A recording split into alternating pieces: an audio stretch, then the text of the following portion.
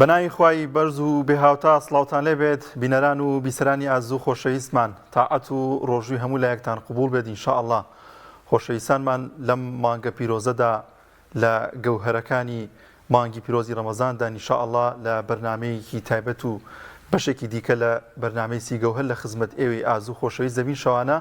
با کۆمەڵێت بابەتی ئاینی بە کۆمەڵێک بابەتی عیرفانی هونەری ئینشاءالله شەوەکان دەڕازینەوە و کەشێکی ئیمانی لە نێو ماڵەکانتاندا دەڕەخسێن. نازان و خۆشەویستانمان هەر شەو بە بابەتێک لە خزمەت ئێوەی ئازوو خۆشەویست دەبین بۆ هیوایە کە هەموو لایەکمان سوودمەند بین لەو بابەتانی کە لەلایەن میوان ئازەکانمانەوە پێشکەش بە ئێوەی ئازوو خۆشەویست دەکرێت. تەوەری ئەم شەومان باس لە حەقیقەت و تێگەشتنە لە ڕۆژوو لە ڕەمەزان ئینشاءالله. زانی موسڵمان تا چەند گرنگە لە حیکمەتەکانی و هەروەها لە تێگەشتنی لە مانگی پیرۆزی ڕەمەزان و لە بە ڕۆژووبوون تێبگات کە هەر شەو گەوهرێکی ئەم ڕەمەزانە پیرۆزە ئەم عیبادەتە گەورەیە بۆ ئێوە ئازوو خۆشەویست باز دەکرێت. لەنیا سڵاوی خوا لێبێت. سڵاوی خوای گەورەتان لێبێت خۆشەویستان و ئازیزانی کەناڵی ئاسمانی پەیام.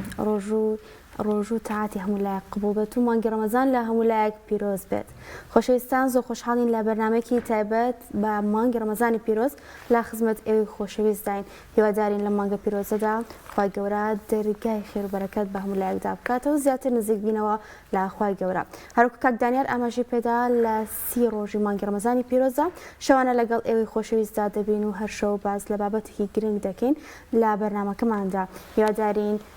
ئێوەی خۆشەویستیش لەگەڵمانە بن و هەرواشەوەکانتان بە تاعەت و پڕ خێر و بەرەکەت بەڕێ بکەن. بەڵێ لەنیا کە وەک ئاماژەمان پێکرد ئەم شەو باز لە حیکمەتی بە ڕۆژووبوونە بزانین بۆچی خوای باڵادەست ڕۆژی فەرز کردو لەسەر موسڵمانان وەک پێشووتر لەسەر ئومەتەکانی دیکەی فەرز کردبوو و حیکمەت چیە لەوەی کە ئێمە بە ڕۆژوو بین؟ ئایا تەنها ئەوەیە کە ئێمە برسیمان ببێت یاخود لە پشت ئەم برسی بوونەوە هۆکارێکی دیکە هەیە حیکمەتێکی دیکە هەیە کە خوای باڵادەست بۆ ئێمەی داناوەوە لەگەڵیشیدا باز لەو دەکەین کە ئەو گەوهرانە چین کە لە مانگی پیرۆزی ڕەمەزاندا کە موسڵمان کاتێ بە ڕۆژۆ بێت برسی دەبێت چییە لە نێو خۆیدا بیچێنێت وە ئاگاداری بێت. گفتوگۆی ئەم بابەتە دەکەین لەگەڵ میوانەکانمان هەریەکە لە بەڕێز مامۆستا جەمیل عوسمان بانخواست وەروها مامۆستا حەسەن حسێن بەڕێزیشان هەر بانخوازن. یەخوا بەخێر بەسەر دووچامان. مامۆستا جەمیل لە بەڕێزتەوە دەست پێ بکەم مەبەست چیە لە حیکمەتی بە ڕۆژوو بوون؟ بۆچی خوای باڵادەست لەسەر موسڵمانانی فەرز کردووە کە بە ڕۆژوو بن و ئایا تەنها مەبەست لەم برسێتیە کە ئێمە تاوەکو ئێوارە هیچ خواردنێک و خواردنەوەیەک ناخۆین؟ بەناوی خۆی بەخشندە و میهرەبان درود و سڵاو بۆ سەر پێغەمبەر بۆ سەر ئال و یارانی ڕەحمەتی خوا بڕژێ بەسەر هەموو لایەکە. ئێمە لە مانگی ڕەحمەتین عیبادەت و پەرستشمان ئینشاءالله لە قاپی خۆی گەورەدا قبول بێت. سپاس بۆ کەناڵە جوانەکەتان، سپاس بۆ جهد و ماندووبوون و هەوڵتان. هیواداری ئەمشەو بتوانین شتێک عەرزی بینەرانی خۆشەویستی کەناڵەکەتان بکەین کە جێ ڕەزامەنی خوا و سوودی ئەوانیش بێت. ئەوەی کە جەناب تەفەرمی دەربارەی ڕەمەزان ئێمە هەومان لەسەرەوە کۆکین کە ڕەمەزان فەرقێکە لە دوانزە مانگەکەی ساڵی عەرەبی و تێیدا خوای گەورە فەرزی کردو لەسەر موسڵمانان بە ڕۆژوو بن و کۆمەڵێک ئیلتیزاماتی تێدا هەیە. ڕەمەزان ڕواڵەتێکی هەیە و دیوێکی تری هەیە. ئەوەی کە ئامانجی جەناب تۆ لێ پرسیت دیوەکەی ترێتی ئەزانم. لە حەقیقەتە مانگی ڕەمەزان ئێمە نەڵێن هەموو ساڵ ئەم قسانە دووبارە بێتەوە. ئەستان مرۆڤ هەموو ساڵ جارێکی تر لەدایکە بێتەوە تەوەلودەکە بە تعبیری مەولەوی. مادام ئینسان هەموو ساڵێک جارێکی تر لەدایکە بێتەوە هەموو ساڵێک جارێکی تر پێویستی بە خۆداچوونەوە هەیە. مرۆڤ بە تەبیعەتی حاڵ مەخلووقێکە کائینێکە لە ئەزەلەوە یەکێ لە غەریزە سەرەکیەکانی بریتە لە یاخیبوون. ئینسان حەزی بە یاخیبوونە. ئەوە لە باوکە ئادەم و دایکە حەواومان جێماوە غەریزە. خوای گەورە بە هەشتێکی پانوبەرینی پێداون چی ئەخۆن بخۆن چی ئەکەن بکەن بەڵام وەلا تەقرەبە هذه الشەجەرەة فتەکوونە من الظالمین. نزیکی ئەو میوە قەدەغە مەکەون. بەڵام غەریزەیەک هەیە پێوتە یاخیبوون تەمەڕۆت وایان لێکا ئەویش ئەخۆن و تووشە و حاڵەتە بن ماجەرایە کە معلومی جەنابتانە. مرۆڤ کاتێک کە یاخی ئەبێ پێویستی بە گەڕانەوە هەیە ئەبێ لەلایەن خۆی باڵادەستەوە مۆڵەتێک لێبوردنێکی گشتی بێت بۆ ئەوەی بکڕێتەوە. ئەها کاتێک کە کەسێک سەرپێچی یاسا کات یاخی ئەبێ ئەدا بە شاخە بە ئاسانی نایەتە خوارەوە گەر بزانێت دەوڵەت لە ڕووی یاساییەوە مۆڵەتێک لێبوردنێکی بۆ دەرەکات دێتەوە تەسلیمە بێتەوە. خی گەورە سەیەکی لە سیفەتە گەورە و بەرزەکانی عەفوە.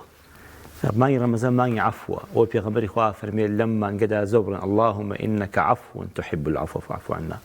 کەواتە شتێک لە خەسڵەتە تایبەتەکانی ڕەمەزان کە لێی تێبگەین ئەوەیە مۆڵەتێک و لێبوردنێکی گشتی خوایە بە ئەوی بەندە یاخیەکان بکڕێنەوە. هەمومان کەم تا زۆر یاخی ئەبین. ئێمە 11 مانگە نەفسمان شەیطان دنیا کاریگەری لەسەردا ناوین. ئێمە ئینسانین. ئەگەر بڵین گوناه ناکەین ڕاست ناکەین کەواتە ئێمە فریشتەین. نا ئێمە نە شەیطانین ئێمە نە فریشتەین ئێمە ئینسانین. ئێمە وەک چۆن بە چاکەکانمانەوە جوانین بە گوناهەکانیشمانەوە جوانین. چکات لە دوای گوناهەکان داوای لێبوردنەکەین. خۆی گەورە ناڵە و هاواری ئادەمی پێخۆشە دوای تاوانەکە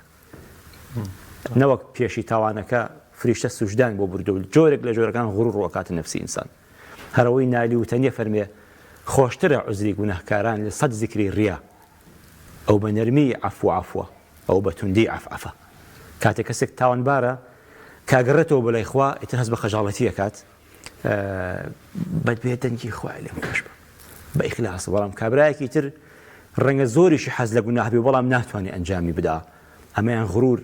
خواوی پێخۆش نییە. جا ڕەمەزان هاتووە پێمان دەڵێ مانگی لێبوردنە وەرن بەندە یاخیەکان بگەڕێنەوە. ئەمە یەکێکە لە تایبەتمەندیەکانی ڕەمەزان کە من بیزانم. دووهەم لە خزمەتانە زۆر کاتەکە نەگرم بەڕاستیە ئینسان عارفێکەڵێ ئەوە ڕاست نییە بێ ئینسان خوای خۆش بێ ئەسڵەن خوا ئینسانی خۆشە بێ تۆ توانی حەقی ئەو خۆشەویستی خوا بدەی کە پێدابی. خلافێکەیە لە ئەدەبیاتی عیرفانە ئەرێ ئینسان عاشقی خوایە یان خۆ عاشقی ئینسانە. هەرێک لە ئێمە مناڵەکانی خۆمان خۆشەوێ بەڵام هەندێک جار حەزەکەی مناڵەکە بماندوێنێ ئاوڕمان لێباتەوە بێ بۆ باوشمان نایەت ئەچینێکی نەگریان ناچارێکین بیانومان پێ بگرێ. یعنی ئەفەرمەیەک لە عارفانە فەرمەی خوای گەورە هەندێک جار زلی میهرەبانیت لێتا بۆی ئاوڕی لێبیتەوە کەسێکت ئەمرێ بۆی بگەڕێتەوە بەلای خوا کە تووشی موسیبەتی بەڵایەکە بغێری خواکی هەیە بۆی گەڕێتەوە. لەبەرەوە ڕەمەزان پێمان ئەڵێ ئاوڕ پێدانەوەیەکی خواییە. کاتێک کە ڕەمەزان دێ هەمومان چاک و خراپ خوێنەوار و نەخوێنەوار گشتمان پێکەوە لەسەر سفر و خوانی ڕەمەزانە دانیشتوین و بەڕۆژووین. گشتمان پێکەوە ئیفتارەکەین و بەربانەکەین گشتمان پێکەوە زۆر بمان تراوی حەکەین زۆر بمان و گشت موسڵمانان پێکەوە سەحەر پارشێوەکەین. ئەمە چی ئەمە خۆی گەورە وامان لێکا جارێکت ئاوڕ بینەوە لەخوا کاتێک خوا بەندەیەکی خۆشەوێ بەندەکەی ئەڕوات دێبێ کارێ بکا بە ئەوی کاتە ڕەمەزانێکێکە لەو وێزگانەی کە ناچارمان ئەکا لە ڕێگەی شریعەتی ئیسلامەوە ئاوڕێ بینەوە ئەمە خوایەکمان هەیە ئێمە خوایەکمانوێ خۆشێوین ئەرێ نابێ پاداشتێک سەوابێک پێزانینێکمانە بێ بۆ خوا. ئەمە بەگشتی دەربارەی ڕەمەزان ببەخشن. زۆر باشمە مۆستا حەسەن ئەبا بمە لای تۆ. ڕەمەزان لە ڕووی لایەنی ڕۆحی و لایەنی دەرونیەوە و هەروەها لە لایەنی دەستگیرۆیی خەڵک بۆ یەکتری سوودی ڕەمەزان چیە لەم لایەنانەوە؟ بسم الله الرحمن الرحیم. سەرەتا دەست خۆشتان لێ یەکەم خوای گەورە ڕەمەزان لە من و لە ئێوە و لە هەموو موسڵمانان پیرۆزکە. خوای گەورە ڕەمەزان بکاتە مایەی لێخۆشبوونی هەمومان و بەرزبوونی دەرجەکانمان لە بەهەشتا ئینشاءالله. طبعا هەر سەرەتا ئەو بڵێم پەروەردگار سیفەتی وایە وەڕەبوکە یەخلوق ما یەشاء وەیەختار. خوای گەورە سیفەتی وایە شتەکان خەڵق ئەکا لە ناو ئەمانی شاشتانێک هەڵەبژێرێ. پەروەردگار ڕۆژەکان خەڵق ئەکا لە ناوێنە ڕۆژی جومعە هەڵەبژێرێ. پەروەردگار شەوەکان خەڵق ئەکا لە ناویانە شەوی قەدر هەڵەبژێرێ. پەروەردگار ساڵەکان خەڵق ئەکا و لە ناویانە ساڵی فیلی هەڵەبژێرێت بۆ هاتنە دنیای پێغەمبەر عەلەیهی سەڵات وەسەلام. مانگەکان خەڵق ئەکا و لە ناویانە مانگی ڕەمەزان هەڵەبژێرێ بۆ ئەوی کۆرسێکی پەروەردەیی بێ ئیمان بگاتە مەرتەبەیە کە پێوتێ مەرتەبەی تەقوا و چڵەپۆپەی ئیمان. ڕەمەزان ئەو مانگەیە کە پێغەمبەری تایەتە بوون عەلەیهی سەڵات وەسەلام سەرداری پێغەمبەرانە عەلەیهی سەڵات وەسەلام. ڕەمەزان ئەو مانگەیە کە قورئانی تیادا ئەبەزێ ئەو قورئانەی کە نور و ڕووناچی و ڕەحمەتە بۆ بەشەریەت. بۆیە ڕەمەزان مانگێکە نزیکمان ئەکاتەوە لە تەقوا. ئیتر تەقواش بەمانە گشتیەکە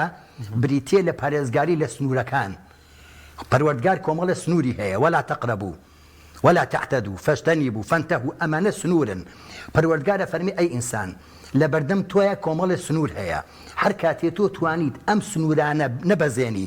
ئاگاداری ئەم سنوورانە بیت نێیت ناو سنووری ئازادەکانی بەرامبەرەوە سنوورەکانی خوا نەبەزێنی تۆ بێت ئەوترێ متەقی. چونکە خوای گەورە سنەتی وایە لە کەونە خی گەورە بە یاسا و سنەن کارەکە ئەتەوێت دەوڵەمەندبی یاسای هەیە ئەتەوێت خۆشببختی یاسای هەیە ئەتەوێت سەحەت باشبی یاسای هەیە ئەم یاسایانە کافر و مسلمان خراپەکار و چاکەکار فاسق و فاجر هەمووی تایە بەشدارە بەڵام کاتێک ئینسان هێتە ئەم مەرتەبەیە کە مەرتەبەی تەقوایە کە مەرتەبەی تەقوایە ئیتر ئەم سنەنە دنیایانە کار ناکات ئەم یە لەسەر و سنەنە یاسا بڵێن لەسەر و سنەنە کەونی و دنیایەکانەوە کارەکە ومن يتق الله يجعل له مخرجا ويرزقه من حيث لا يحتسب قراری دنیا وایە ئەبێت تۆ کۆمەڵی یاسا ڕێگا بگری بۆ دەوڵەمەند بوون بەڵام نە بۆ ڕزق بەڵام نە ئەو کەسی ئەگاتە مەرتەبەی تەقوا ئیترەوە پەروەردگار لە شوێنێکی ترەوە بەدەر لە یاسا دنیایەکان بۆیە ڕەمەزان گەیشتنە بە مەرتەبەی تەقوا لە ڕووی ڕۆحیەوە ڕەمەزان مەعیدەی برسی ناوێت بەڵکو دڵێکی خاڵی ئەوێت لە دنیا نەک بەڵێ مەعیدەیەک لە نان و خواردن بۆیە پەروەردگار فەرمێ قەد ئەفلەح مەن زەکاها چێ سەرفرازە ئەو کەسەی کە تەزکیەی نەفس ئەکا ئەو کەسەی کە تەزکیەی نەفس ئەکا یعنی هی تەزکیەی نەفس خوای گەورە کاتێ باسی نەفس ئەکا لە قیسەی عەبدە ساڵحەکە لەگەڵ موسایە ئەقەتەلتە نەفسەن زەکیە بۆچی نەفسی مناڵ زەکیە چکە حقدی تیانە غلی تیانە حەسەدی تیانە ڕقی تیانە پەروەردگار ئەیەوێ نەفسی ئێمە ئاوا بێ بەتاڵ بێ لەم شتانە کەواتە ڕەمەزان نایەوێتەوە هەر مەعیدەت خاڵی بێ بەڵکو ئەیەوێ نەفست خاڵی بێ لە حقد لە حەسەد لەم شتە دنیایانە و هەروەها ئەوەی کە بەڕێزیشت باسیت کرد مەسلەی ڕەمەزان لەگەڵ بەخشینە دووشتن جا ناکرێنەوە تەنانەت لە قورئانە ئێمە سولاتیاتی تەقوامان هەیە دایمە قورئان زۆر باسی سێشت ئەکا بەیەکەوە هەموو کاتێک کە باسی تەقوا ئەکا یەکێ لە ڕێگەکانی تەقوا یەکێ لە پایەکانی تەقوا بریتە لە بەخشین لە سەدەقە لە ئینفاق دیارە سەدەقە جیایە لە ئینفاق سەدەقە ئەکرێت هەر کەسێک کە تۆ خاوەنی پارەی ئەکرێت 1000 دینار 10,000 100,000 ملیۆنێکیش پێ بەخێر ئەمە سەدەقەیە ئەوەی پەروەردگار ئەی بەستێتەوە بە تەقواوە ئەوەی ئینفاقە ئینفاق کە ئەنەما تۆ ئەو ماڵ و سامانە بکەی بە نەفەقێک بەرەو قیامەت بکەی بە نەفەقێک بەرەو بەهەشت واتە ئەوەیە وەکو چۆن ئەڵێت ئیمامی شافعی ڕضا ڕەحمەتی خوای گەورەی لێبێ لەگەڵ ئیمام ئەحمەدا مامۆستا و قوتابی بەڕێگایەکە ڕۆشتن شوانێکیان بینی سوفیانی ناو بوو سوفیان کەسێکی عابد و خواناز بوو ئیمامی ئەحمەد فەرمووی مامۆستا ئەمەوێ پرسیان لە سوفیان کەم وتی پرسیاری چی لەکەی ئەی ئەحمەد لە من تۆ شارەزاترا وتی ئەزانم بەس پیاوێکی خواناسە بۆ شارەزای ئەمێ پرسیاری لێ بکەم دوو پرسیاری زۆر جوانی لێەکە بەس دوو وەڵامی جوانتری دەست ئەکەوێ پرسیارەکەی لێەکە یەکەم پێڵێ سەجدەی سەهوو چۆنە بە سوفیان ئەڵێت سەجدەی سەهوو چۆنە ئەڵێ بەپێی مەزهەبی تۆ یان بەپێی مەزهەبی شافعی یان بەپێی مەزهەبی من ئەڵێ بۆ تۆ شوانیش مەزهەب بدەی ئەڵێ بەڵێ ئەڵێ دەی ئەڵێ بەپێی مەزهەبی شافعی ئاوایە و بەپێی مەزهەبی تۆش ئاوایە ئەڵێ ئەی بەپێی مەزهەبی تۆ سەجدەی سەهوو چۆنە ئەڵێ بەپێی من مەزهەبی من سەجدەی سەهوو ئەوەیە هەر کەسێ لە حوزوری خوایە بوەستێ و یەک لەحظەیە لەخوا غافڵ بێ عقوبەکەوێ ساڵێ بە ڕۆژوو بێ دوایی پرسیاری بەخشینی لێکە ئەڵێ تۆ زەکاتی ساڵانە چۆن دەرەکەیت ئەڵێ بەپێی مەزهەبی تۆیان بەپێی مەزهەبی شافعیان بەپێی مەزهەبی خۆم ئەڵێ بۆ تۆی لەمەشان مەزهەب بدەیە ئەڵێ بەڵێ ئەڵێ مەزهەبی شافعی ئاوایە و مەزهەبی تۆ ئاوایە لە ڕووی فقهەوە باسێکە ئەڵێ ئەی مەزهەبی تۆ ئەڵێ لە مەزهەبی منە وایە خۆم و ماڵ و سامانەکەیم هی خواین هەر کاتێ پەروەردگار مسلمانان پێویستیان بە من و ماڵ و سامانەکەم بێ من خاوەنی ماڵ و سامان نەبم ئیمانداری ڕاستەقینە ئەوەیە هەر کاتێک خوای گەورە بۆ زۆر وەسفی ئینفاقەکە زۆر باسی سەدەقە ناکە زۆر باسی ئینفاقەکە بۆ چونکە ئەوێت تۆ ئەم ماڵ و سامانە بەی خۆت نەزانی ئینفاق ئەوەیە هەر کاتێ مسلمانێک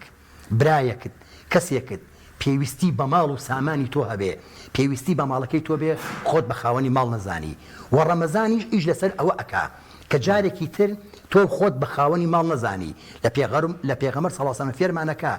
كانت أجود الناس خۆشەویستمان عليه الصلاة والسلام بەخشندەترین کەس بوو بەڵام لە ڕەمەزانە لە هەموو کاتەکان بەخشندەتر بوو بۆی فێرت بکات تۆی باوەڕداریش کاتێ ئەم پلەی تەقوایە بەدەست ئێنی کاتی ئەم مانگە بە ئیمان و ئیحسانەوە وەرئەگریت ئەو کاتی کە تۆش خەخۆت بە خاوەنی ماڵ نەزانی و پێغەمبەر ئاسا عليه الصلاة والسلام صدق و ئینفاق بکەیت دەست خۆش مامۆستاگیان مامۆستاجان دێمە لای بەڕێزت بەرنامەکەمان ناو سی گەوهەر پێت وایە ڕەمەزان بڕێتی لە گەوهەر بۆ مسلمانان ئوستاز خۆی هەموو شتێک ماهیەت و جەوهەری هەیە ئەگەر خاڵیکەیتەوە لەو ماهیەت و جەوهرەی ترمانایەک بۆ وجودی نامێنێ یعنی ڕۆح بریتێ لەو شتەی کەمانە ئەدا بە وجود بە شتەکان هەموو شتێک ڕۆحی هەیە ئەرستۆڵێ چەقۆ ڕۆحەکەی ئەوەی بڕندە بێ و سەر ببڕێ ئەگەر ئەمەنە کایتر چەقۆ نییە کاتێک ئاو مانای هەیە کە تونێتی بشکێنێ ئەگەر چی دەریاکان شەپۆل بن کاتێک تونێتی من ناشکێنن بەنیست بنەوە ئاو نین و هەر شتێک لە وجودی ئێمە ڕۆحی هەیە ڕەمەزان ڕۆحی پێیە ڕۆحی ڕەمەزان چییە؟ يعني خوای گەورە لە چەند کەلیمەیەکە بە کورتی لە سوی ئەلبەقەڕە باسەکە هودە للناس وبەیینات من الهدى والفرقان بۆ وەڵامی پرسیارەکەی تۆ فرقان چییە؟ يعني تۆ وەیە فرقان صیفەتێک هەنێجار بە قورئان دراوە و هەنێجار بە ڕەمەزان دراوە ئەوەیە حەق و باتڵ بۆ لێکجیاکاتەوە چاک و خراپ بۆ لێکجیاکاتەوە چەپ و ڕاست ئەو شە زۆر ناسکە گەوهەر بەڵێ گەوهەری ڕەمەزان چییە؟ ئەبێت بەڕاستی ڕۆحی هەبێ من پێم وایە خەڵک زۆر ئاسایە بە ڕۆژوو ئەبێت و لەمانای ڕۆژوو تێنەگەشتووە بەخۆ خەڵکە زۆر ئازایە نوێژەکەت تایمە نوێژێشی نەکردووە یعنی وازم ئەحمەدی کوڕی حەنبەل فەرمێ لە دوای پێغەمبەر نوێژ نەکراوە بەمانە قورئانیەکەی ئەبێ دوعاکەین لە هەموو تەمەنمانە یەک نوێژی پێغەمبەرانە بکەین بۆی بچینە باشت والله ئینسان یەک نوێژکاوکن و محەممەد صلی الله علیه و سلم چێتە باشت والله مانگێ بە ڕۆژوو وەکو ڕەسوول و ئەسحابی ڕەسوولە چیتە باشت جا ئەوەی کە تۆ فەرمیەگەر ئێمە سی گەوهەر عەتاکەین بەخوا لە سی ڕۆژی مانگی ڕەمەزانە وەک لە عنوانی بەرنامە جوانەکەتانە هاتووە جەوهەر یاخود گەوهەر ئەمانە کە دزیکن لە یەکەوە پێم وایە لە ڕووی دیوە معنەویەکەوە قسە لەم بابەتە بکەین ڕەمەزان غەزالی فەرمێ ڕۆژووی خەواس هەیە و ڕۆژووی عەوام هەیە ڕۆژووی عەوام ئەوانن کەوا جەستەیان کۆنتڕۆڵەکەن بە ڕۆژوو زۆر بەمان ئەمەکەین ئێمە لە مەلەزاتی حەڵاڵش خۆمان نەگرینەوە نییە ئاوی سازگار حەڵاڵە نایخۆینەوە خواردنی خۆش حەڵاڵە نایخۆین تا کۆتایی نەخوازەڵا حرامەکان بەڵام فەرمێ ڕۆژووی خەواس سەوانن کە دەرونیشیان بە ڕۆژوو کۆنتڕۆڵەکەن سیرکە گوناحەکان دوو جۆرن گوناهی جەستەیی و گوناهی دەرونی گوناها جەستەکانەوەی کابراچی پیاوێکە کوژێ بە ئەندامەکانی جەستێم تاوان ئەنجامەدا و کاتێک کە من زەم و غیبەتی تۆکەم بە زمانم ئەیکەم و کاتێک کە من هەر تاوانێکی جەستەی ئەمە پێوترێکی گوناهی بەدەنی و جەستەی ئەما گوناهی لەمە بانترە و خەتەرترە پێوترە گوناهی دەرونی نەفسی کاتێک کە من حەسوودی بە ئێوە ئەبم کاتێک کە من کیبرم هەیە کاتێک کە من چی و چی ئەوانەی کە ناهی خۆم پێ ئەسووتێ بەڕێوەی زیان بە بەرامبەرەکەم گێنم ئەگەر ڕەمەزان بتوانێت تەسکی نەفسمان کە هەرەوەی کە مامۆستا فەرمووی بەڵام تەسکی تەنها جەستە نەبە تەنها تەسکی جەستەمان و دەروونمان ئەمەیە پێغەمبەری خوا فەرمێ خەڵکانێک هەن تەنها مانوبوونیان بۆ ئەمێنێتەوە رب صائم حظه من الصيام الجوع والعطش هەندێک جار ڕۆژوان پشکی ئەو لە ڕۆژوگرتنەکەیە تەنها برسیبوون و تینوبوون بووە ئەمە بەشێکی ڕۆژوە کەم نییە ئەو خەڵکی ئەمڕۆ تامیان لە عیبادەت نەکردو چونکە ڕۆحی عیبادەت چییە؟ یعنی ئەگەر کەسێک پرسیارێکی سادە لە ئێمە کاوە دین بۆچی هاتووە خۆ تۆ ناکرێم دینی بۆ شەرحەکەی بە 15-20 کاتژمێر هەبێ بە جوملەی جوابی بیتەوە مەولانا ئاڵێ خەڵک تینوکەن بە ئاو خەڵک تینوکەن فێر هونەری ئاو خواردنەوەی مەکەن چونکە کە تینوو بوو ئەگەر دەستیشی نەبێ دەمە خاتنەوە ئاوەکە پێویستی بە گۆزە و بە پەرداخی جوان نییە ئەمما ئەگەر تینوی نەبوو تۆ کاکە من تینوم نییە ورن خلق فيه تینوکن بعبادت ورن بعد رمضان انسان روحي خوي تینوکا لبروي كاتيك فلان كست هتا بياني شونوجي كردوا غزوري لخوي نكردوا تینو بعبادت لبرو كاتيك من رمضان بوي اسجليمه وخال القران فرمي وانها لكبيره الا على الخاشعين بس فرمي بنيش كان فرمي نيش زق قرصه الا ما قال سر كسي نبي اهلي خشوع به اما خشوع امانيه ابدو سيكين خشوعك لما مقام كان عرفان كي ابيت اهلي خشوع کەسێک گردنی کەش ئەبێ دڵی پاڵی پێوە بنێ آخر ئینسانی ئەگەر معشوقەکەی پێ بڵێ بمرە ئەمرێ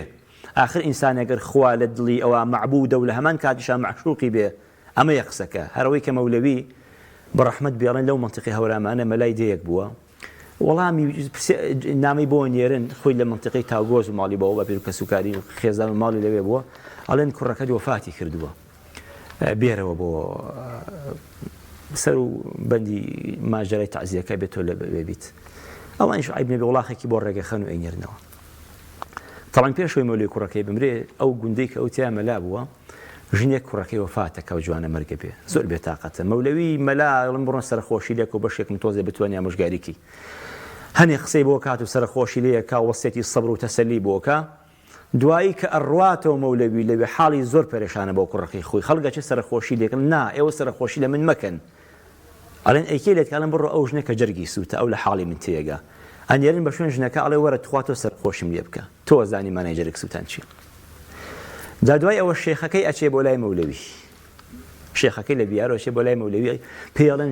شێخ دێ بۆ لات بۆچی دیڵێ سەرخۆشی و لێکا دێ بۆ تازیە کوڕەکەت مەولەوی حاڵی لێت معشوق هاتە بۆ لای خاتە ئەزاد لە ئەدەبیاتی عرفانە پەیوەندی بینی مرید و مراد پەیوەندی بینی شێخ و مریدەکە پەیوەندێکی عشق و ئەوێن و محەبەت بووە عشق ڕۆحی بووە پەیوەندی جەسەدی نەبووە هەموو کەس لەم بابەتە تێناگا کاتێک کە شێخ ئەڕوا بۆ لای مەولەوی ئەڵێ مەولەوی حاڵت چۆنە هەڵە قوربانگیان کوڕێکم مردووە خۆزگە حەو کوڕم بووە حوتیان بمردایە بۆ ئەوی شێخ حەوجار بێ بوو ماڵم جا لە ئەدەبیاتی عرفانە شێخ واسیتەیەکە و کەسێکە کە دەستی تۆ ئەگرێ بەرە خوات بە جاوەرە ئینسانی ئەگەر خوایەک ئینتیزاری کا بۆ قیامەت جاوەرە ئینسانی ئەگەر لەبەر خوا بە ڕۆژی بێت چتام و لەزەتێکی ڕۆحی لەکە یعنی خوا بینێ ئەم بەندە لەبەر خاترێ و ئەو ناخواتەوە چەند جارە چێتە سەلاجەکە کاتەوە ئاوی تایە سەردی تایە مەشروباتی غازی تایە بەڵام نا فەرمێت وەکو پێغەمبەری خوا فەرمێ لە حەدیثی قودسیەوە فەرمێ خوا فەرمووی ڕۆژوو بۆ من و بەس منیش پاداشێدمە بۆ هەموو بەندایەتێک تۆ توانی ڕێیتیا بکەیت بەستە ڕۆژوە ناتوانی ئەتوانی بەرزی خێزانتەوە بەرزی مناڵەکان و بەرزی خەڵکەوە تێر ئاخۆیتەوە ئەوسا چێژوەرگرتن هەیە وەکو ماوەسا ئاماژەی پێکرد لە ڕەمەزاندا لە بە ڕۆژوو بوونمانە ئایا ئەو برسێتیەت دەبێتەوەی کە لە ڕۆحمان چێژوەربگرێت بۆی کە ئێمە هەم ئیبادەتەکەین هەم لەو برسێتەش هەر چێژوەربگری جوانە مامۆستا هەموو شتێک ئەگەر ئینسان وەکو مامۆستا فەرمووی بە شێوە پێغەمبەرانەکە عەلەیهی سەڵات وەسەلام بۆ شێوەی قورئان و سونە فەرمیانە جێبەجێ بکە و لە خۆیان پیادەی بکە بێگومان ڕەنگدانەوە ئەبێ زۆرجار ئێمە ئەوە دووریمانە لە منهەجی قورئان و سونە و لە ڕێباسی پێغەمبەر عەلەیهی سەڵات وەسەلام بۆیە هەموو چێژ وەرناگرین ئەگەر ئینسان بێت هەموو چێژ وەرگرێ ئەبێ وێنای خۆی بکە مەشهەدی خۆی بکە کە لە ناو کەش و هەوایەکایە لە ناو کەشێکایە لە مانگێکایە هەمووی ڕەحمەتە لەمە ناو مانگی ڕەحمەتایە پێشەوایەکی هەیە قودوەیەکی هەیە قودوەکەی محەممەدە عەلەیهی سەڵات وەسەلام ڕەحمەتە کار بۆچی ئەکا ئەیەوێ کەسێ لە خۆی ڕازیکە کە ڕەحمان و ڕەحیمە ئەگەر ئینسان ئاوە تێگەیشت لەم کەشەی هێنایە بەرچاوی خۆی ئەو کاتە برسێتیەکان مانای نامێنێ ئەو کاتە تونێتەکان مانای نامێنێ ئەو کاتە عەشق دروستە بێ ئەو کاتە ڕۆح بەرز ئەبێتەوە یەکێک لە گەورەترین کێشەکانی ئێمە ئەوەیە بە ڕۆژووبوونەکانمان بە ڕۆژووبوونی تەنها مەعیدەیە یان بە ڕۆژووبوونی جەستەیە وەکو مامۆستا فەرمووی ئێمە ئەبێ ڕۆح بە ڕۆژوو بێ ئەبێ نەفس بە ڕۆژوو بێ چونکە ئەگەر هاتو ئینسان تەنها مەعیدەی برسی کرد دەعیدەی برسی کرد احترام و ڕێزمەیە ئەکرێت زۆرێ لە ئاژەڵەکانی تر و لە جانەبەرانی تر ئەوە بکەن بەڵام ئەوەی ئێمە جا کردوێتەوە ئەو ڕۆحەیە کە لە ئێمە کاتی خۆی گەورە ئێمە ڕێزدار ئەکا بە ڕۆح وە گەورە ئەبین بە ڕۆح ئینە ئەکرەمەکم عیندەڵای ئەتقاکم چییە ئەو کەسەیە کە زۆرترین ڕۆحی باڵای ڕۆحی پەروەردە کردووە گەورەبوونی ئێمە و گەورەبوونی ئێمە لای خوا بە چییە بە ڕۆحمانە کەواتە ئەگەر ئینسان توانی بە ڕۆح بە ڕۆژوو بێ ئەگەر هاتو سیامی کرد بە سەوم لە سیامەوە چوو بۆ سەوم ئەو کاتە مانای تەواوی ڕۆژوو لە خۆی وەرەگرێ ئەو کاتە تام و چێژی ڕۆژ و ئەزانێ بۆیە خی گەورە خۆڕاستە برسێتی ینی برسێتی بمانەوە نەمانەوە برسێتی کایەکی زۆر گەورەیە قورئان زۆر ئاماژە بە برسێتیەکە ئێمە ئەنواع برسێتیمان هەیە جارێک هەر برسێتی خۆی چوار مەرحەلەیە جوع ئەو خەساسەیە و مەخمەسەیە و مەسبەقەیە دوجار کۆمەڵێ جۆری برسێتیمان هەیە کە خی گەورە باسیەکە برسێتیەکمان هەیە پێوترێ جوعی لەئیم جوعی لەئیم کامەیە جوعی لەئیم ئەوەیە کە تۆ بچیت کەسێکە چروکە و هەیەی و ناخوات جوعێکمانێ جوعی وەسیمە کەسێک خۆی بۆ ڕژیمەکە بە کوردەکەی ئەمڕۆ کاتی ڕژیمەکە کەسێکی ئەوە جوعێکمانێ جوعی ئیجباریە خراپترین جۆرە برسیکردنی خەڵک جوورێکمان هەیە بڵێن جوعی چییە جوعی ڕەحیمە وەکو ئەنسار خۆی برسی ئەکرد لە پێناوی خەڵکە جۆرێکی تر جوعمان هەیە برسێتیمان هەیە کە برسێتی چییە جوعی عەزیمە ئەوەیە لە پێناوی خوایە خۆت برسی ئەەکەی لەبەرەوەی خوای گەورە داوای لێ کردووی کەواتە قسەکردنەکە لە چییە قسەکردنەکە لەوەیە من کاتێ چێژ ئەبەم بزانم بۆچی بە ڕۆژوم بۆچی بە ڕۆژوم لە پێناوی چیا بە ڕۆژوم ئەمێ بگەم بچێ من ئەگەر هات و هەر ڕۆژەکەم ڕۆژوەیەکی چۆن ئەڵێیت وەکو بەڕێکردن بوو وەکو خۆپیەوەگرتن بوو عیبادەتیە بوو چکە عیبادەتیش معلومی بەڕێستانە سێ جوارە جۆرێکی وراسیمانە هەر فێر بووین بەردەوام ساڵانەیە بە ڕۆژوو بین ئەڕۆین جۆرێکیشمان هەیە تەقلیدیە کاتێک مانگی ڕەمەزانی خەڵک ئەبینێ خەڵگەین بە ڕۆژوە ئەمیش خو ئەگرێت وەکو ئەوان بە ڕۆژوە بێ بەس ئەو جۆری کە ئەو عیبادەتەی خوا داوایەکە پەروەردگار داوایەکە بریتە لە عەلا بەسیرە بزانم بۆچی بە ڕۆژوو ئەبم حکمت لە بە ڕۆژوو بوونی من چییە کاتێ پەروەردگار پێت ئەفەرمێ حکمت لە بە ڕۆژوو بوونی تۆ باشە لعلکم تتقون بۆ ئەی بگەیتە تەقوا ستونرەکان پارێزی بگەیتە مەرتەبەی تەقوا کەواتە ئەو کاتە من ئەزانم ئامان چییە کە ئامانجەکەم زانی هەوڵ ئەدەم بۆ گەشتن بە ئامانجەکە ئەم چۆنە گەشتن بە ئامانجیش ڕۆشتن بۆ لای خوایە ڕۆشتن بۆ لای خوا سەفەر بۆ لای خوا سەفەری جەستەنیە سەفەری دڵە سەفەری دڵیش بە هیمەت ئەپێورێ بە ئامادەبوونی ڕۆح ئەپێوێ بە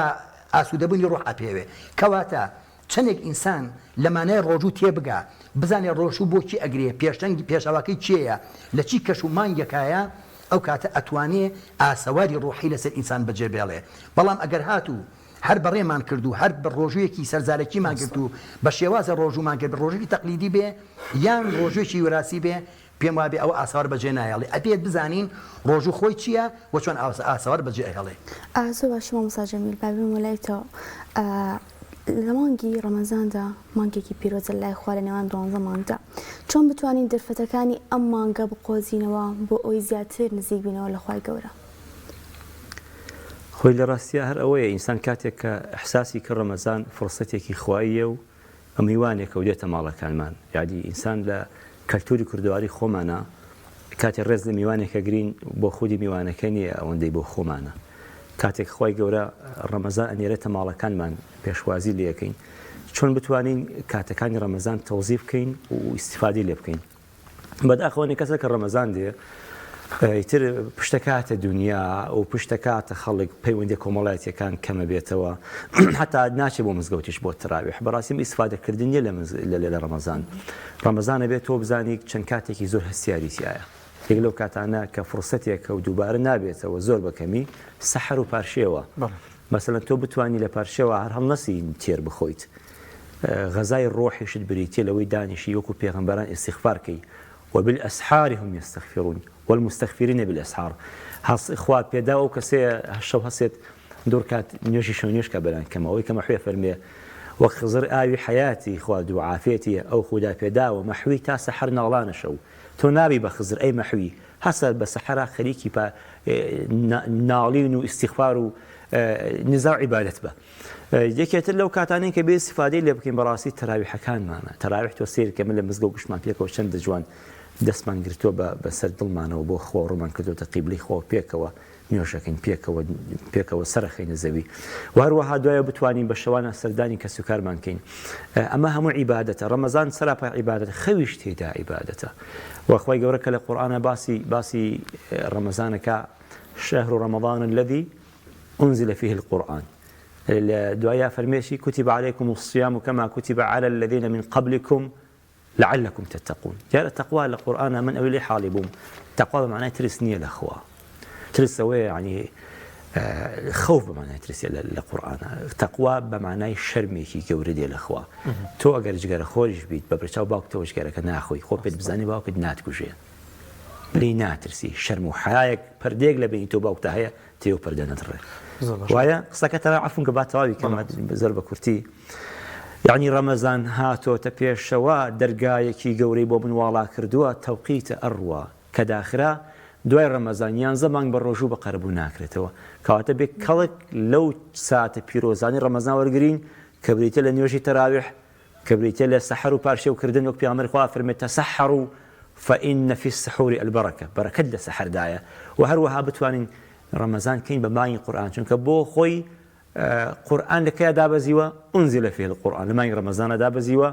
جارێکی تر لەگەڵ قورئانە ژوانێکی تازە دروستکەینەوە لە مانگی مبارەکی ڕەمەزان. دەست خۆش مامۆستاگیان دەچینە لای ناوبڕێک و دواتر بەردەوام دەبین لە بەرنامەی سی گەوهەر ئینشاءالله. بەڵازان و خۆشەویستانمان بەردەوام دەبین لە بەرنامەی سی گەوهەر ئینشاءالله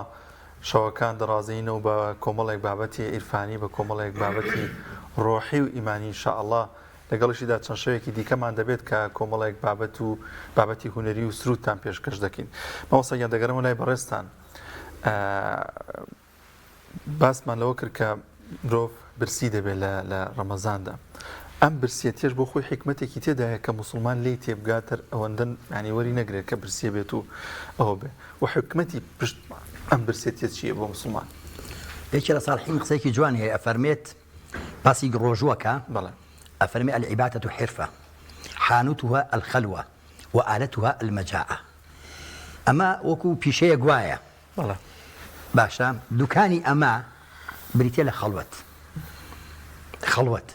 خلوت مرجنية وكو ما وصف فريم بتشم لا جوريا كدابنيش مدابة بريم نا أصلا إيمان دار نابي دابة بريم إيمان دار راسقيني ويتيك الله بيه خلوت أوية من كاتيق لنا وخلقي شام شوار دوي شم قلب بالخدل من قال خوايا بايوستا ورجل ذكر الله خاليا ففاضت عيناه أكريم لنا ومجلسيكي هزار كسيابم ناو كوركي هزار كسيابم بلا من ظلم لقل خوايا ربط به أم خلوته مهمة ضل لقل خوايا ربط به كواتي كم أما بزانم أم في شيكا وكو في شيء سيري كم دوائي أم خلوته دروس كم دايما ظلم ربط به لقل خوايا وآلتها المجاعة وهروها آلتي أما أم دوكانتي آلتي شيء بريتي لبرسيتي بيقومان برسيتي تنان لا إيش لا رابطة خلنا موا على تنانت برسيتي بيوندي راستو خوي هي بخوش ويستيوا هرچني إنسان برسي بيت حستي خوش ويستي زياترة حستي خوش ويستي زياترة راست إسا زانايا نوتوانا يش اللي حكمته كاني بروجبون بو أسكرن ببرسيتيا راست يعني كسلين خو أجرواب أبا برسي كان بروجون نبونايا بلامنا حربتي ونتوي كاتي تو برسي أبيد بتوانێت بحستی ئینسانی بوونی تا دروست ئەبێ حەست بە ئینسانی بوونی خۆت ئەەکەی چونکە ئێمە زۆرجار بیرمانێت دەکە ئینسانین برسێتی فێرمانەکە کە ئێمە ئینسانین چونکە من ئێمە لە ژیانێکە ئەژین بە حکمی ئینسانی بوونی خۆمان کە لە بیرمان ئەچێتەوە بیرمان ئەچێت کە ئینسانین بەڵام برسێتی ڕۆژوو بیرمە خاتۆ کە منش ئینسانم ژیانی منش بەسراوە بە کۆمەڵشتەوە ئەگەر بێت و ئەم شتانە نەبێ ژیانی منش نایە ئەو کاتە حەز بە ئینسانی بوونی خۆمەکەم کەواتە برسێتی واتی ئەکە حەز بە ئینسانی بوونی خۆتکەی کاتی حەز بە ئینسانی بوونی خۆتەکەی لە بەرامبەریشە حەز ئەەکەی خەڵکانی تری ئینسان وەکو تۆ مادەم تۆ ئینسانی و ئەوی ئینسانن ئەو کاتە پەروەردگارە فەرمی الحەمدولله رب العالمین کە لە سەرەتای فاتحە فێرمانەکە بزانین بحکمت نییە تۆ ڕۆژی حەڤە جار الحەمدولله رب العالمین خوێنی بۆی بزانی ئەی ئینسان من و تۆش ئینسانین پەروەردگارێکمان هەیە من و تۆ برایەکین لە ئینسانەتە یەکسانین ئەو کاتە ڕۆژ و جارێکی تر برسێتی فێرمەکاتەوە کە من ئینسانم و ئەو مانایی کە لە سووری سەرەتای سوورەی فاتحەیە ئەم گەێنێتەوە بۆ مانایە ئەو کاتە ئیتر هەستی ئینسانی بوون و برایەتیم بۆ دروست ئەبێ کە مەرتەبەکانی برایەتی کە پەروەردگاریش پێتە فەرمێ برایەتی ئەو برایەتیەیە کە بتباتە بەهەشتەوە پێغەمبەری خۆشەویستە فەرمێ المەرء مع من أحب إنما المؤمنون إخوة يكي اللي نعمتكاني بهشت بريتي لبرايتي چون ام برایەتی بەدەست ئەم برایەتی گاڵتە نیە بڵێ من مامۆستا جەمیل برام و خۆشەویست ئەوەی ناسم مامۆستا نارێن برادەرم خۆشەویست برام و خۆشەویست من نەخێر ئەم برایەتی مانای هەیە ئەم برایەتی مەراتبە مرتبەی یەکەمی برایەتی ئینسانی بوون ئەوەیە ئەو برایەتی کە ئەم باتە دەرەجە بەرزەکانی بەهەشتەوە مرتبەی یەکەمی برایەتی ئەوەیە کە هەموو پێداویستەکانت بۆ جێبەجێ بکەم یان تۆ بۆ منی جێبەجێ بکەی ئەگەر قەرزاری قەرزی بۆ ئەیتەوە کرێچی خانووی بۆ ئەەکەی هاوسەری بۆ ئەدۆزیتەوە مرتبەی دووەمی برایەتی ئەوەیە کە من وەکو خۆم حسابت بۆ بکەم لا يؤمن أحدكم حتى يحب لأخيه ما يحب لنفسه مرتبەی سێمی برایەتی ئەوەی خۆت لەبیر ئەکەیت مرتبەی سێمی برایەتی ويؤثرون على أنفسهم ولو كان بهم خصاصة صحاب ئاسا وەکو ئەهلی مەدینە ئاسا خۆیان لەبیریان ئەچووکە خۆیان برسین خۆیان برسی ئەکرد لە پێناوی چییە لە پێناوی خەڵکە کەواتە جارێکی تر ئەم برسێتیە کەوات لێ ئەکا کەم حەز بە ئینسانی بوونی خۆتکەی مانای برایەتی بدۆزیتەوە گەوهەری برایەتی بەدەستبێنی پلە بەرزەکانی باش بەدەستبێنی زۆر باش مامۆستا جەمیل لە مانگی ڕەمەزاندا برسی دەبین هەز بە هەژاران دەکەین بۆ کەسانە دەکەین کە برسین و نانیان نییە مانگی ڕەمەزان چ ئیسفادەیەکی بۆ کەسانە هەیە کە هەژارن لە کاتێکدا یەکێک لە شتانی کە مانگی ڕەمەزانی پێناسراوە مانگی هەژارانە هەنی سادەترین تعبیر بۆ بابەتە ئەوەی ڕەمەزان هاتووە برسیەکان تێر و تێرەکان برسیکە بەڕاستی مرۆڤ هەتا برسی نەبێ هەست بە ئازاری برسیەکان ناکات مرۆڤ هەتا تێر نەبێت نازانێت لەزەتی تێری چییە وی جەوهری یەکێک لە حکمەتەکانیشی ئەمە بەڵێ دەڕوە ئینسانیەکەیەتی ئەمە ڕوو ئەخلاقیەکەیەتی بە جددی علی کوڕی ئەبوو تاالب بە فەرمێ خوای ڕازی بێ لە هەر کوێ دەوڵەمەندێک تێری خوار هەژارێ برسی بوو لە هەر کوێ دەوڵەمەندێک کە جلەکانی ڕازاوە بوون بەرگی فەقیرێ دڕاوە تۆ ڕەمەزان هاتووە یەکێکە لەو کەناڵانەی خوا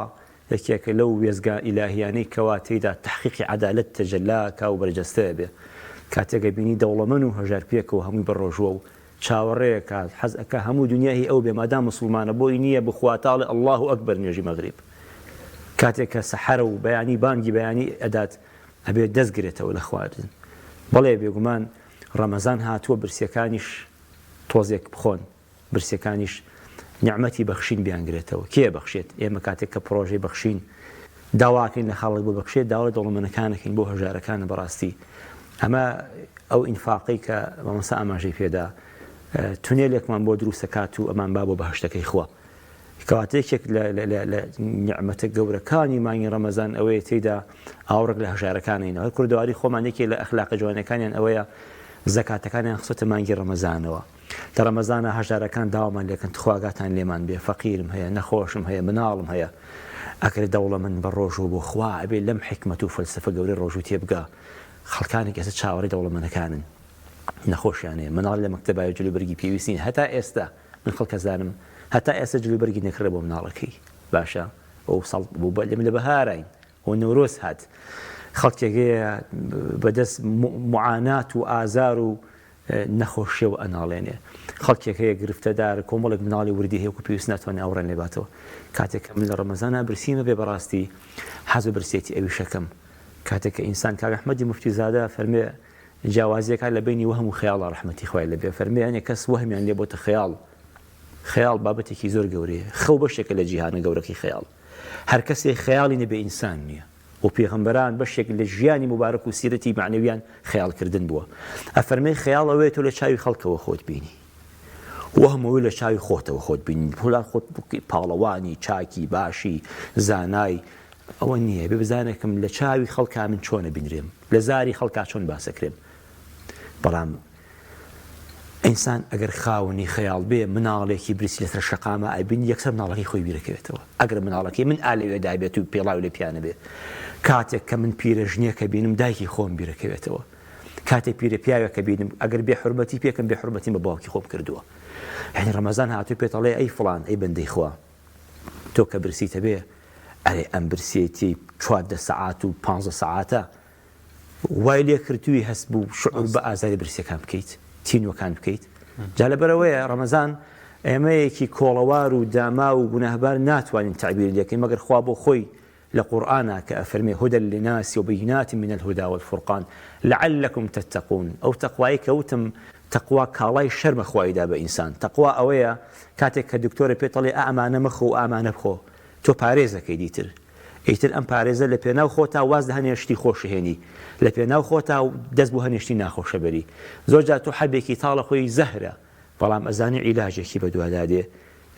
ئومێدێکت پێی هەیە حەز بە ئازارەکەی ناکەی ڕەمەزان ناخۆشە عینی خۆ ئینسان دەڕووی سەراحەت قسە بکە کاتێک تۆ 12 ساعات 15 ساعات خۆتەگریتەوە لە خواردن خۆتەگریتەوە لە خواردنەوە لە هەنی حتا قسە و سوعبەت و مەلەزاتی حەڵاڵ ئەمە ناخۆشە بەڵام سیرەکەی پاداشتێک ئێوارەکە ئەو ڕۆژوەشکین هەروی پێغەمبەری خوا فەرمێ لیسائمی فەرحەتان ڕۆژەوان دوو فەرحەی هەیە فەرحەی یەکەمیان کاتێک کە ئیشکێنێت ئالەویا سکوونەتێک چرکە ساتێک ئیمانی بۆ دێ بەڕاستی فەرحەی دووەمیان لای خوای و پاداشتە گەورەکەیە مامۆستا پێت وایە یەکێک لە گەوهرەکانی مانگی پیرۆزی ڕەمەزان بەو پێی کە شەیتانەکان کۆتوبەند دەکرێن ئارامی باڵدەکێشێ بەسەر ئەم ئینسانەیە کە لەگەڵیدا بە ڕۆژووە تا چەند گرنگە ئەم ئارامیە ببەخشێتەوە بە دەوروبەرەکەی بە خێزانەکەی بە هاوسەرەکەی بە منداڵەکانی عیبادەتێکی زۆرەکە ئەم موسڵمانە دەچێتە مزگەوت دێتەوە لەگەڵی شار تا چەند گرنگە ئەم ئارامیەی کە هەیەی بیبەخشێتەوە بە چواردەوریدا ڕەمەزان خۆی تۆڵی خولێکی پەروەردەییە کاتێک پێتەڵێت ڕەمەزان پێتەڵێت تۆ لەو پەڕی برسێتیە بنیوەڕۆی و ئەڕۆیتە ماڵە و هیچ نییە نانت نەخواردووە ڕۆژانی تر ئەڕۆیتەوە نان ئامادەنیە شەڕەفرۆشی بۆ خواردن ئامادە ئەگەر دەقەیە دوا بکەوێ بەڵام لە ڕەمەزانە نیوەڕۆژ تێ ئەپەڕی و عەسی تێ ئەپەڕی ئێوارەش تێ ئەپەڕێ تۆ کێشەت نییە باشە خۆت ئەگری برسی ئەبی تیونێ بکێشەن نییە پێتەڵێ کاتێ تۆ لەو پەڕی شەکەتی و ماندووبوونی و برسێتیە خۆت گرت ئایا لە کاتی ئاسایی ئەولاتر نییە خۆت بگری هەر ڕەمەزان پێت ئەڵێ بخۆی ئەگەر هات و ئینسان بتوانێت نەفسی بگرێ حەزەکانی بگرێ ئەو کاتا توانی ئارامی بەخشێتەوە ڕێزمێڵێ لە یەکێ زۆر جار ئێمە احترام و ڕێزمە هەنێ نمونە هەیە وەکو وینمان لێ هاتووە باو باسی خۆم وەکو مەیمونێک مەچیەکەن لە ئەفریقا چیەکەن بۆی ڕای مەیمون بکەن گۆزەیەک ئەهێنن خوار ئەو شتێک تێکەن کە حەزی لێتی مەیمون ئەو شتێک حەزی لێتی کاتە دەستی پێ ئەکا ئەوێ دەری بێنێ دەستی دەرنایەتەوە لەو لاوە ڕاوچەکەیەت ئیتر ئاگات نزیکە بگاتە سەری و کەوڵی بکاو بیکوژێ و بیفرۆشێ بەڵام ئەم چونکە حەزەکەیەتی دەستی لێبەر نایە حەزەکەی دەستی لێبەرن دەست دەرنایەنێ هەتاگەین چیە سەر ئەنێت و ئەکوژرێت ئێمە ژوێن ئەو حەزەمان گرتووە دەستی لێبەرناین هەتاوەکو سەرمان نەخوا بەڵام ڕەمەزان دەست بەرە کە دەست بەر ئەی حەزەکەت بەر ئەیت تەواو ئاسوودەی ئارامیت بۆیێت ئەو کاتە نەفز ڕزگارە بێ ڕۆح ڕزگارە بێ ئەم ڕزگاری و ڕۆحە ئەم ئاسوودەی ڕۆحە ئینسان چۆن لە ڕەمەزانە ئەیبەخشێ ڕەمەزان وتمان خولێکی پەروەردەیە ئینسان ڕائەهێنێ لەسەر خۆڕاگری پێتەڵێ ئەگەر تۆ لە کاتە ناڕەحەتەکانە توانیت ئەوە ئەولاترێ لە کاتەکانی ترا بتوانیت ئەو ئارامیە ئەو بڵێ هێمنیە ببەخشیتەوە بۆیە بەڕاستی ئەگەر ئینسان هاتوو ڕەمەزان بەو شێوەی پەروەردگار داوای کردووە بەو شێوەی قورئان و سونە داوای کردووە کاتێک ئەم ڕۆحە ئاسوودە ئەبێ لە ڕەمەزانە ڕۆح باڵا ئەبێ و یەکشتی شەیە مامۆستای بەڕێز ئەوەیە یعنی زۆر جار ئێمە لە دوای ڕەمەزان کە شکست ئەهێنین هۆکارەکەی ئەوەیە دوو خاڵی تەبەن یەکەم ئێمە زۆر جار دوای ڕەمەزان سارد ئەبینەوە لە ڕاستی ئەمە ساردبوونەوە نییە بەڵکو ئەوە زلەی میهرەبانی پەروەردگارە لە ئێمەیەدا چونکە ئەگەر ڕۆژێ کەسێک 30 دانە ڕۆژ بە ئیمان و ئیحسانەوە بە ڕۆح و گیانەوە لەگەڵ ئەم مانگایە بڕوا مستەحیل لە دوای ڕەمەزان توش ساردبوونەوە بێت ئەوە ئێمەین خۆمان هەڵە خەڵەتین و ئەزانی ڕەمەزانمان گرتووە و ئەزانین ماناکانی ڕەمەزان مەمەدی هێناوە ئەمە خۆی بۆ خۆی گرنگە هەر کەسێک لە دوای ڕەمەزان سارد بۆەوە بزانێ ئەو ڕەمەزانی گرتوێتی ئەو ئیمان و ئیحسان نییە کە خوای گەورە فەرمێتی و پێغەمبەری خوا فەرمێتی عەلەیهی سەڵات وەسەلام ئەگەر هات و ئیستیقامە دووەرگۆ لە ڕەمەزان کەواتە ئەو ڕەمەزانە ئەو ڕەمەزانەیە کە پێغەمبەری خوا فەرمێتی عەلەیهی سەڵات وەسەلام یەک شتێکی ئیشارە پێکرد حەزەکەم بیکەم ئەویش ئەوەیە بەستنەوەی شەیطانەکان زۆر جار ئەم پرسیارەش دروست ئەبێ باشە کاتێک ڕەمەزان شەیطان بەسراوەتەوە من بۆچی منی ئینسان گوناحەکەم چونکە ئێمە دوو دوژمنمان هەیە نەفسە لەگەڵ شەیطانە کاتێک شەیطان ئەبەسرێتەوە ڕەمەزان پێت ئەڵێت مانگی ئیختیباری تۆیە تاقیکردنەوەی تۆیە پێت ئەڵێ ئەی ئینسان ئەگەر تۆ دوای 11 مانگە گوناح ئەەکەی شەیطان تاوانبار ئەەکەی دەی ئێستا ئەوە شەیطان بەسراوەتەوە فەرموو بزانین ئایا شەیطان ئەوەیە هۆکاری تاوانە گوناهەکانی تۆیە یان نەفسی خۆتە بووە بە شەیطان ئەگەر هاتو ئینسان بەردەوام بوو لەسەر خراپەکاری لە مانگی ڕەمەزانە ئەوە دیارە پەنا بەخوای گەورە نەفسی بووە بە شەیطان بەڵام ئەگەر ئینسان توانی لە مانگی ڕەمەزانە دامەزراو بێ ڕوو بکاتە خوا واز لە هەنی ئاکار و ڕفتاری خراپ بێنێ ئەوە بزانێت داوی شەیطان و بە پەناگرتن ڕزگارە بێلی کەواتە ڕەمەزان کۆرسێکی پەروەردەیە کە ئەفەرمێ کوتیبە عەلەیکم الصیام نافەرمێ فوڕیضە بۆ چونکە بۆی پێت بڵێت ئەم فەرزە کۆرسێکی ئیمانیە ئەبێ تۆ 30 ڕۆژ تێ بپەڕێنی بۆی بگی بە شەهادەی وەرگری کە شەهادەی تەقوایە کە مانە عیرفانەکەی مامۆستا باسی کرد و مانە قورئانەکەشی ئەو بکەم من باسم کرد کەواتە ئەگەر ئینسان توانی بەم دوو شێوە بگاتە پلەی تەقوا بەم کۆرسە بگاتە پلەی تەقوا بێگومان ئەو کەسەیە کە دوای ڕەمەزان سارد نابێتەوە و ئەتوانی ئارامیش ببەخشێ بە 4 دەور بەس کاتی من ئارامی نابەخشم بە 4 دەور ئەو ڕەمەزانەیە کە من وەکو خۆی نەمگرتووە بە ئیمان و ئیحسان نەمگرتووە لە ئەنجامان نەک خەڵکی ئیسفادەم لێ ناکا خۆشم ئیسفادەم لێ نەکردو و ئەنجامەکەی ساردبوونەوە دوورکەوتنەوەی لە پەیامی خوا زۆر باشە زۆر باش مامۆستا جەمیل مانگی ڕەمەزانێک کە لە مانگانەیە کە فێری کۆمەڵێک ئاداب و ئاکاری جوانمان دەکات بەخشینیشی کە لە ئاکارانەی کە ژمارەیەکی زۆر خەڵک لەوانەیە پێش ڕەمەزان ببەخشن بەڵام لە ڕەمەزاندا زیاتر بەخشینەکانیان زیاترەکەن ئایا جیاوازی پاداشتی بەخشین لە پێش ڕەمەزان و لە ناو مانگی ڕەمەزانی پیرۆزدا چییە؟ خۆی ڕاستیە هەموو مانگەکان مانگی خۆی گەورن ساڵەکان ساڵی خۆی گەورن ئیتر خی گەورە فەزڵ ئەدا بە هەندێک لە مانگەکان ئەو ئێرادە ویستی خۆیەتی بۆ نمونەی لە خلالی ئەم ساڵات 4 وەرزمان هەیە ئەو فەزڵی خوا بە بەهاری داوە بە پاییزی نەداوە خوا دایەتی ئەبێت تۆ لە بەهارە ئیشی خۆت کەیت لە پاییزە ئیشێکی کە پاییز قوبوڵێتی خی گەورە کۆمەڵە تایبەتمەندی داوە بە ڕەمەزان بێژ مانگێکی تری نەداوە ڕەمەزان مانگی عیبادەتە ڕەمەزان مانگی ڕەحمەتە ئەو پێغەمبەری خوا فەرمێت ڕەمەزان 3 مەرحەلەیە مەرحەلەی یەکەمی ڕەحمەتە دە ڕۆژی یەکەمی دە ڕۆژی دووهەمی مەغفیرەتە لێخۆشبوونە دە ڕۆژی کۆتایی ڕزگاربوون لە ئاگری دۆزەخ یعنی تۆ بە دە ڕۆژی یەکەم ئەمەندە عیبادەت ئەەکەی بۆ خوا ئیتیخوا ڕەحمت پێیەکات جاخوا ڕەحم بە کەسێنەکە لێشی خۆش نابێ وەگەر لێشی خۆش نەبێت لە ئاگری دۆزەخیش ڕزگاری ناکە کەسێک ئەم هەموو ژوان و مەوسیمی لە ڕەمەزانە بۆ حاصل بووە و پێغەمبەری خۆسم باسی واگە کە خێرکردن ڕەمەزانە هەرمەندی خۆی هەیە عمرێک لە ڕەمەزانە چەندە خێرە قسە مەسە عمرە شتێکی ترم عمرە نەکەبووە بە بازرگانی کۆمەڵی خەڵک بەڵام ئەو عوامی کەشی پارەی خۆی بات و لە ماڵەکەی خۆی شەڵا عمرەکەی قبوڵ حەجەکەی قبوڵ بۆ خواچووە لە پاڵەماشە خەڵکانێک لە ڕۆ دنیاکە مستەفیدە ملی بەڵام لە ڕەمەزانە ئێمە لە ماڵی خۆمانە ئەتوانین بەڕاستی خێرێکی گەورەتر ئەنجام بدەین وەک چۆن ئەگەر من لە ڕەمەزانە پێغەمبەری خوا فەرمووی من قام رمضانا إيمانا واحتسابا غفر له ما تقدم من ذنبه يعني إيمان واحتساب ويتو عزم جزم كي بإيمان ويقين وتيدا عبادة كي تبرجو بي تنباز بازي روجونية يعني التواوي التزامات كان جيب جيبك خو تعرين التزامات كان شيء يعني تو الرجوع بيتو نيوش كان لك خويا انجام بديتو